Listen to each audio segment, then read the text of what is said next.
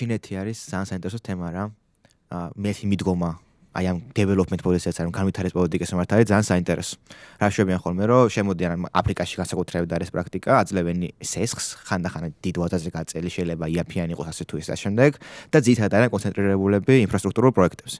საქართველოს შემთხვევაში ჩვენ დასავლური დონაციები ქონდა, კი იქაც იყო ინფრასტრუქტურული პროგრამები ბევრი, მაგრამ ასევე იყო საჯარო სამსახურის განვითარება, კანონიზო ზენაესობის განვითარება და ასე შემდეგ. ჩინური კაპიტალმა შეიძლება ნაწილობრივ ჩაანაცვლოს ინფრასტრუქტურული პროექტები, ხო? მაგრამ აი ჩინეთი არ ჩადებს ფულს საჯარო სამსახურის განვითარებაში, გავს რაღაცებს, რაც ჩვენთვის ასევე არის საერთოდ მნიშვნელოვანი და ბევრი ჩვენი საჯარო სამსახური დღეს პრინციპში დგას დასავლურ დონაციებზე, ხო?